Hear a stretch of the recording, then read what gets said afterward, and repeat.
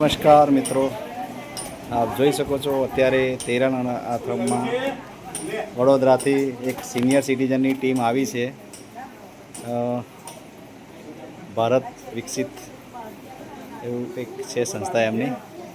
તમે ખાલી એમની ઉંમર જુઓ, આપણને બી શરમ લાગે કે આ ઉંમરે આટલી એક્ટિવ છે આ લોકો. જ્યારે આપણે યંગ છે, આ તો આપણે કોઈને કહેલા ચાલો આવી જાઓ તો કે ના યાર મારે નથી આવું. તમે જુઓ, દરેક વ્યક્તિ દરેક જોઈ લો, બધા જ સિનિયર સિટીઝન છે. લગભગ 50+ જ હશે બધા. 99% 50+ ને બધા 60 ઉપર. જો હું તો 50+ હતો, 60 ઉપર છે. પણ તમે જુઓ કે એટલા એક્ટિવ છે કે ના પૂછો વાત. અત્યારે અહીંયા આગળ એમના થકી 5 થી 12 ધોરણ દીકરાઓને ચોપડા પણ આપ્યા, 5 થી 12 અને બિસ્કિટના પેકેટ પણ આપ્યા. એમાં આ બધાના જે રીતે હું મારી ટીમમાં તમે કંઈ ફરવા આવો તો હું તમારી જોડે હોઉં છું, એવું અહીંયા આગળ એમની ટીમમાં એક અંકલ છે. આપણે એમનું જરા રિવ્યૂ લઈશું. સાહેબ, શું નામ આપનું? મારું નામ નયન પંડ્યા. અને ક્યાં રહેવાનું? મારે રહેવાનું વાઘોડિયા રોડ, વડોદરા. આ તમે કેટલા વર્ષથી આવી એક્ટિવિટી કરો છો? આ બધી જે કરો છો એ? આ એક્ટિવિટી કરે મારે 7 વર્ષ થયા. ઓકે. છેલ્લા 7 વર્ષથી કરું. 7 વર્ષથી તમે આ કરો છો એક્ટિવિટી. જોકે તમે તો સ્પીતિ વેલી હું જઈને આવ્યો, પણ મારાથી ચંદ્રતાલ ના જવાયું.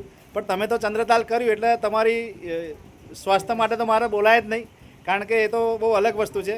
પણ તમે જે આ કરો છો સાહેબ, તો તમને એનાથી કેવું ફિલિંગ થાય છે? આમ અત્યારે આ બાળકોને તમે ચોપડા આપ્યા, બિસ્કિટ આપ્યા, પણ એનાથી તમને શું? અમારામાં મગજની અંદર અમારામાં એક ભાવના છે કે અમારે કંઈક બી પાછળ આવી જાય સેવાભાવી કાર્ય કરવું.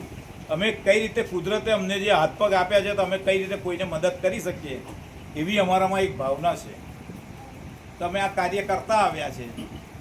છેલ્લા 3 વર્ષ પહેલાં જ્યારે આ એરિયામાં હું ધાબળાનું વિતરણ કરવાયેલો, તે વખતે રસ્તામાં આવતા વાંચ્યું મેં તેરલ અનાથ આશ્રમ, તો મને ઈચ્છા થઈ કે હું અંદર જઈને તપાસ કરી. ત્યાર પછી જોયું કે અહીં ઘડી આ કંઈક આપવા જેવું છે. તે વખતે મારી પાસે 3 ડઝન ચોપડા હતા. તે વખતે જાન્યુઆરી માસ ચાલતો તો દરેક બાળકોને 2 ચોપડા આપેલા હતા.